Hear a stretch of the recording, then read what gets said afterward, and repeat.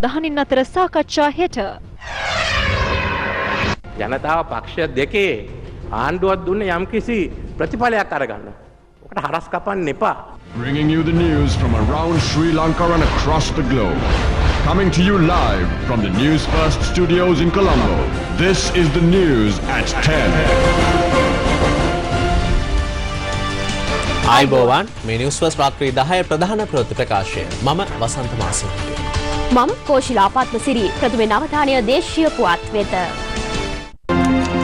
තම නිවාස ඉවත් කිරීමට විරෝධය පළ කරමින් තොටලඟ අලුත් පාලම අසල පැවැත්වෙන විරෝධතාව හේතුවෙන් පෑලියගොඩ නවලෝක වටරවුමේ සිට තොටලඟ දක්වා මාර්ගය සම්පූර්ණයෙන්ම අවහිර වී තිබෙනවා. පොලිසිය ඉල්ලා සිටින්නේ ආශ්‍රිත ප්‍රදේශ ගණනාවකම දැඩි වාහන තදබදයක් පවතින බැවින් විකල්ප මාර්ග භාවිත කරන ලෙසයි. තොටලඟ ෆර්ගියුසන් පාර කජීමා වත්තේ අනවසර නිවාස ඉවත් කිරීමට අද පියවර ගැනුණා. ඉදිකිරීම ඉවත් කිරීම සම්බන්ධයෙන් පදිංචිකරුවන් එල්ල කළේ දැඩි විරෝධයක්. මේ හේතුවෙන් පිරිස තොටලඟ පාර්ලිමේන්තුවට පැමිණ විරෝධය පළ කළා. ඔවුන් මේ වන තෙක් එම ස්ථානයේ රැඳී සිටින අතර පස්වරුවේ එහි අපට දැකගත හැකි වූයේ මෙවැනි තත්ත්වයක්.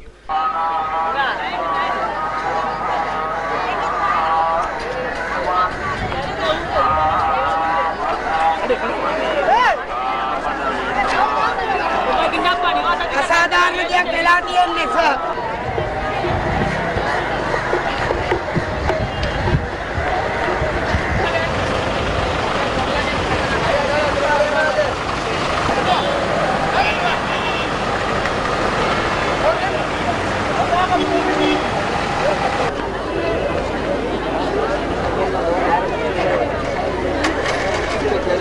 විරෝධතාව හේතුවෙන් ස්ථාන ගණනාවකම පැවතියේ දැඩි රථවාහන තදබදයක්.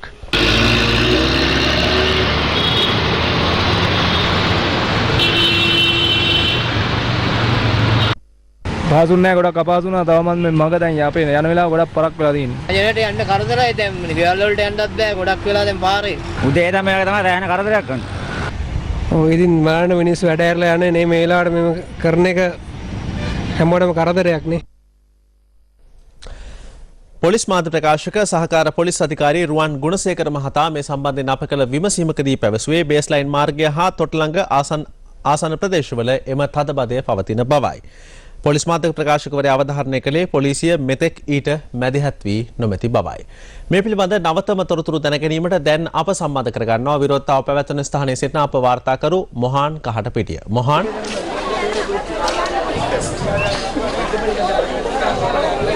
වසන්ත මම මේ මොහොතේ රැඳී සිටින්නේ තොටලඟ මේගමු ප්‍රවේශයේ පවතින ජපන් විප්‍රත්ත පාලම මතයි.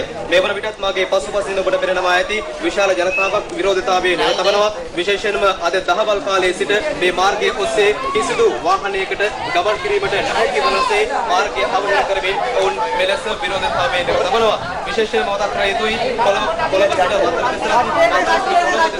මේ මාර්ගය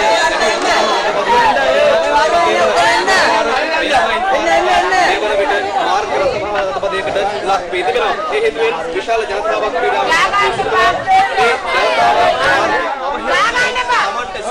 අසාධාරණයට සාධාරණයක් ඉටු කර දෙන ලෙස ජනතාව රජයෙන් ඉල්ලා සිටිනවා. මේ වන තෙක් ඔවුන් මේ මාර්ගයෙන් බැහැරවන්නේ නැහැ සහ නිසි බලධාරියෙක් මෙම ස්ථානයට පැමිණ ඔවුන්ගේ ප්‍රශ්නයට විසඳුමක් ලබා දෙන තෙක් ඔවුන් මෙම විරෝධතාවය අත් නොහරින බව තමයි ඔවුන් අවසන්නේ. මේ හේතුවෙන් මේ ප්‍රදේශයවට දැඩි උණුසුම්කාරී තත්ත්වයක් පවතින්නේ. කිසිදු වාහනයක් මේ මාර්ගයේ ඔස්සේ දහවණිය වන්නේ නැහැ. මේ ප්‍රදේශයේ ලයින් එක රේදුරන්ගෙන් ඉල්ලා සිටිනවා. ගමන් කිරීමට බලාපොරොත්තු වෙන සිටිනවා නම් මේ කලාපයේ මගහැර විකල්ප මාර්ග ඔස්සේ තමන්ගේ ගමනාන්තය දක්වා යන ලෙස මේ ආකාරයටයි වසන්ත දැන් මේ තත්ත්වය ඔබට පෙනෙන්නට තිබෙන්නේ. විශාල ජනතාවක් මේ බේස්ලයින් මේ තොටලඟ මන්සන්දිය මත පැමිණිලා මේ විරෝධතාවය නිරත වුණා. දැන් ඔවුන් යන්නේ ජපන් මිත්‍රත්ව පාලම මතයි. ඒ නිසා මේ විශාල ජනතාවගේ ප්‍රතිචාරය සහ ඔවුන්ගේ ප්‍රශ්නවලට පිළිතුරු ලබා දෙන්න ඔවුන් මේ මාර්ගයෙන් අයින් වෙන්නේ නැති බව තමයි ඔවුන් ප්‍රකාශ කරන්නේ. ඔබ වෙත ගෙනීමේ ප්‍රධාන අනුග්‍රහය ජර්මනිය සංචාරයක නිරත ජනාධිපති මෛත්‍රීපාල සිරිසේන මහතා හෙට ජර්මනු චාන්සලර් ඇන්ගලා මර්කල් මහත්මිය හමුවීමට නියමිතයි. සංචාරයේ හෙට දිනේ තොරතුරු ජනාධිපති ජ්‍යෙෂ්ඨ මාධ්‍ය අධ්‍යක්ෂ ධර්මශ්‍රී බණ්ඩාර ඒකනායක මහතාගෙන්. යුරෝපා සංගමයේ ප්‍රධානතම පාර්ශවකරුවා වන ජර්මනිය හෙට ශ්‍රී ලංකාව සමග තවත් ද්විපාර්ශ්වික සබඳතාවල අලුත් පිටුවක් පෙරලීමට සූදානම් වනවා. ජර්මනු රජයේ ආරාධනෙන් ශ්‍රී ලංකා ජනාධිපති මෛත්‍රීපාල සිරිසේන මහතා ජර්මනියට පැමිණීමත් සමගයි මේ සාකච්ඡා ආරම්භ වන්නේ. ශ්‍රී ලංකා ජනාධිපතිතුමා හෙට ජර්මනු රජයේ ප්‍රධාන නියෝජිතින් තිදෙනා හමු වී සාකච්ඡා කරනවා. ඒ ජර්මනු ජනාධිපතිවරයා, ජර්මනු පාර්ලිමේන්තුවේ කතානායකවරයා සහ ජර්මනු චාන්සලර් ඇන්ගෙලා මර්කෙල් මහත්මිය. ඇන්ගෙලා මර්කෙල් මහත්මිය සමග පවත්වන සාකච්ඡා තුළින් ශ්‍රී ලංකාව සහ ජර්මනිය තම ආර්ථික කටයුතු වලට තවත් හොඳ අඩිතාලමක් ලබා ගන්නු ඇති. නිෂ්පාදන ශේෂ්ත්‍රය, ඒ වගේම අපනයන ශේෂ්ත්‍රය මෙන්ම ශ්‍රී ලංකාවට ලබා දෙන GSP+ බදු සහනයත් මෙහිදී සාකච්ඡාවට ලක්වීමට නියමිතයි. ශ්‍රී ලංකා ජනාධිපතිතුමා මේ සංචාරයේදී ජර්මනු ජනරජයේ විදේශ කටයුතු අමාත්‍යවරයා, අපනයන කටයුතු අමාත්‍යවරයා වගේම තවත් විශාල පිරිසක් හමු වී තමන්ගේ රටට බලපාන කරුණු කාරණා රසක් පිළිබඳව සාකච්ඡා කිරීමට නියමිතව තිබෙනවා. Developing story. උතුරු පළාත් ආණ්ඩුකාර රෙජිනෝල් කුරේ මහතා අද දළදා සමිඳුන් වැඳ පුදා ගත්තා. ශ්‍රී දළදා සමිඳුන් වැඳ පුදාගෙන ආශිර්වාද ලබාගත් රෙජිනෝල්ඩ් කුරේ මහතා අනතුරුව සියම් මහා නිකායේ මල්වතු පාර්ශවයේ මහානායක අතිපූජ්‍ය තිප්පටුවාවේ ශ්‍රී සුමංගල මහානාහිමියන් බැහැදුටුවා. සාමාන්‍ය මිනිස්සු මේ උදාහරණ වලින් තවම ඉතින් ඒ අයට දැන් මේ ගෙවල් හදන ඒගේ කෘෂිකාර්යය දියුණු කරන වැඩ පිළිවෙලක් මගේ කාලේ හදලා තියෙනවා. ඉතින් වෙසක් උත්සවයේ ජයත කරන්න හිතාගෙන ඉන්නේ. යාපනයේ ඉතර තිබුණේ ශ්‍රී ලංකාව UNP එකට. දැන් UNP ශ්‍රී ලංකාවේ සියම් මහා නිකායේ මල්වතු පාර්ශවයේ අනුනායක අතිපූජ්‍ය නියංගොඩ විජිතසිරි නාහිමියන් බැහැ දැකීමෙන් පසු කුරේ මහතා මාධ්‍යට අදහස් පළ කළා. මම දකින්නේ මේ රටේ ජනතාව තරම් ජාතිවාදී, අන්තවාදී, මූලධර්මවාදී ප්‍රතිවිපාක තේරුම් ගත ජනතාවක් නෑ. ඒස කවුරු කැමර දුන්නත් එවැනි බලවේග ශක්තිමත් බලවේගයක් බවට පත් වෙන්නේ නෑ ඒ අත්දැකීම මත. අපේ ජනාධිපතිතුමා තමාව ඝාතනය කරන්න ආපු සිවරාජාව නිදහස් කළා. නේද? ඊළඟට ජාතික ගීය ද්‍රවිඩ භාෂාවෙන් ගායනා කරා. ඒකේ ප්‍රතිඵලය අනිත් පැත්තෙන් ආවනේ. විග්නේශ්වරන් මහතුමා නාග විහාරයට ගියා. පාර්ලිමේන්තුව ව්‍යවස්ථා සභාවක් ලෙස පත් කිරීම හා අලුත් ව්‍යවස්ථාවක් හඳුන්වා දීම පිළිබඳව ද්‍රවිඩ එක්සත් විමුක්ති පෙරමුණ විරෝධය පළ කර තිබෙනවා. එම පෙරමුණ නිකුත් කර ඇති නිවේදනයක දැක්වෙන්නේ ව්‍යවස්ථා සංශෝධනය පිළිබඳව යාපනය දිස්ත්‍රික් ලේකම් කාර්යාලයේ පැවති සාකච්ඡාවකදී තම පක්ෂයේ යෝජනා අඩංගු පෙත්සමක් ලබා දී ඇති බවයි. ව්‍යවස්ථාවේ සුළු සංශෝධන කිහිපයක් කිරීම ප්‍රමාණවත් බවත් විධායක ජනාධිපති ධුරය අහෝසි කිරීමට තමන් සහාය පළ කරන බවත් ද්‍රවිඩ එක්සත් විමුක්ති පෙරමුණ නිකුත් කළ නිවේදනයේ සඳහන්.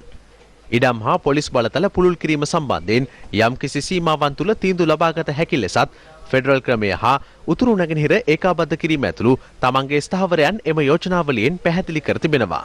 මේ අතර බලය මාරුවන විට ව්‍යවස්ථාව මාරු කිරීම නුසුසුසු දෙයක් වන අතර නව ව්‍යවස්ථාව යළිත් සංශෝධනයේ නොවන බවට නිසි සහතිකයක්ද නොමැති බව අදාළ නිවේදනයේ සඳහන්.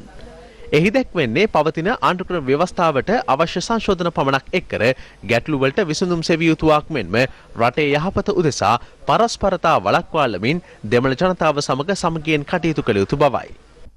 ඉන්දිය ක්‍රමයේ ආණ්ඩුක්‍රම ව්‍යවස්ථාව පිළිගනිමින් දකුණු අප්‍රිකානු අයිතිවාසිකම් පිළිබඳ පනත උපයෝගී කරගනිමින් ජාතික ප්‍රශ්නයට විසඳුම් ලබා ගැනීමට උත්සාහ දැරිය යුතු බවද ද්‍රවිඩ එක්සත් විමුක්ති පෙරමුණ පවසනවා. විදේශ රටවල් සමග ගිවිසුම් ඇති කර ගැනීම පිළිබඳව අග්‍රාමාත්‍ය රනිල් වික්‍රමසිංහ මහතා අද කොළඹ පැවති උත්සවයකදී අදහස් පළ කළා. මෙතෙන්ට වෙලා ඉඳගෙන ඉන්දියාවක ගිවිසුම් ගහන්න බෑ කියලා මිනිසුන්ට සල්ලි දීලා කෑ ගහන්න එපා. ළඟදී ජනතාව පාර්ට බැස්සහම හොඳ පාඩමක් මාර්තු මාසේ හම්බ වෙයි. එතකොට ඔය ප්‍රශ්නේ උතනින් ඉවර. ඉතින් ලෑස්ති වෙන්න ඊට පස්සේ ඉන්දියාව එක්කයි චීන එක්කයි හැමතැනටම යන්න. කාලේ නාස්ති කරන්න එපා. දැන් පාර්ට බහැලා දාන හැම එක්කෙනාටම 10 ගුණයක් අපි පාර්ට දාන්න යනවා.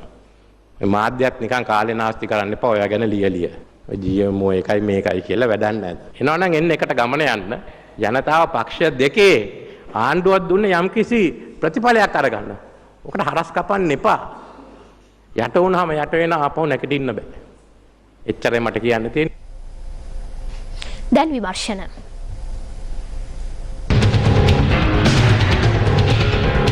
දමන දේවාලහිඳ ශ්‍රී ධර්මාශෝක දහම් පාසල දේවාලහිඳ විද්‍යාලය තුළ පැවැත්වීමට ඉඩ නොදීමෙන් මහජන සාමය කඩ වූයේයයි හා දේවාලහිඳ විද්‍යාල භූමියේ තිබූ තේක ගස් කිහිපයක් අතුරුදන් වී ඇතැයි පවසමින් ගොනු කෙරුණු පැමිණිලිවලට අදාළ විභාගය අද පැවැත්වුණා. ප්‍රදේශවාසීන් 6 දෙනෙකු විසින් අදාළ පැමිණිලි ඉකුත් ඉරිදා ඉංගිනියාගල පොලිසිය හමුවේ ගොනු කළේ ප්‍රදේශීය භාර සහකාර පොලිස් අධිකාරීවරයාගේ මැදිහත් වීමෙන් දේවාලහිඳ විද්‍යාලයේ දහම් පාසල පැවැත්වීම සඳහා විවෘත කෙරුණු පසුවයි. ඊට පෙර ඉරු දින දෙකෙහිදීම දහම් පාසල දේවාලහිඳ විද්‍යාලයට යාබද බිමක එලිමහනේ පැවැත්වීමට සිදු වූයේ නැගෙනහිර පළාත් අධ්‍යාපන අමාත්‍යාංශ ලේකම්වරයා හා අම්පාර කලාප අධ්‍යාපන අධ්‍යක්ෂවරයා දී ඇති නියෝගද නොතකා මෙහි විදුහල්පතිවරිය දහම් පාසල පැවැත්වීමට ඉඩ නොදීම හේතුවෙන්.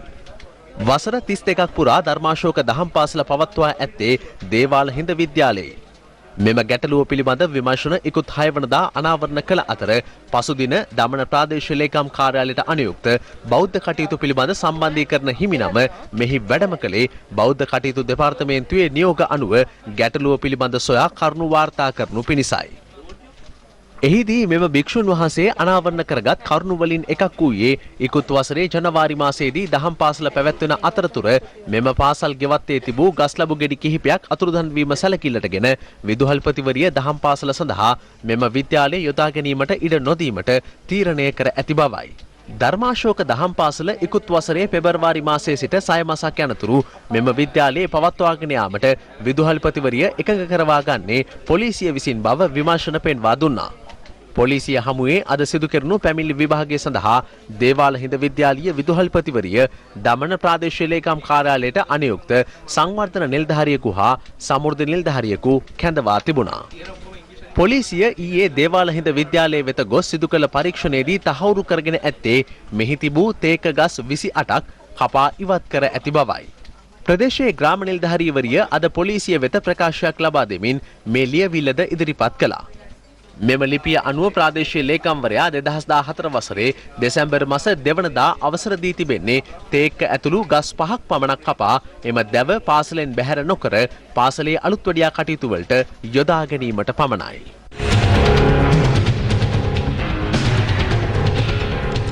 කොකේන් මද්‍රව්‍ය අඩංගු කරල් 87ක් ගෙන මෙරටට පැමිණි වෙනසුවේලානු ජාතික කාන්තාවගේ උදරයේ තිබූ කොකේන් අඩංගු සියලු ඇසුරුම් පිටතට ගෙන තිබෙනවා.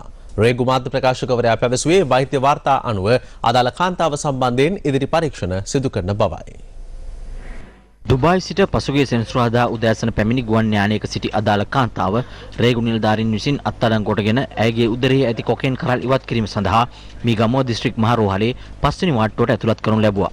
එම කාන්තාව රෝහලට ඇතුළත් කිරීමෙන් අනතුරුව වෛද්‍ය කාණ්ඩ මණ්ඩලයේ විවිධ පරීක්ෂණ කරලා ඇයගේ ශරීරය තුල කොකේන් පැකට් 87ක් තියෙන බව දැනගත්තා. අද වෙන විට ඒ සියලුම කොකේන් පැකට් ඇගේ ශරීරයෙන් පිට කරගෙන තියෙනවා. දැනට එම කාන්තාව නිරෝගී තත්ත්වයේ පසු වෙනවා. පිටතට ගෙන ඇති කොකේන් කරල් 87 බර නිරීක්ෂණය කිරීමෙන් අනතුරුව ඉදිරි පරීක්ෂණ සඳහා පොලිස් මද්‍රව්‍ය කාර්යාංශයට බාර දීමට නියමිත බව රේගු මාධ්‍ය ප්‍රකාශක ලෙස්ලි ගාමිණී මහතා සඳහන් කළා. ඔහු වැඩිදුරටත් පැවසුවේ කොකේන් මද්‍රව්‍ය කිලෝ 1ක් රුපියල් 1 කෝටි 50 ලක්ෂයක පමණ වටිනාකමකින් යුක්ත බවයි.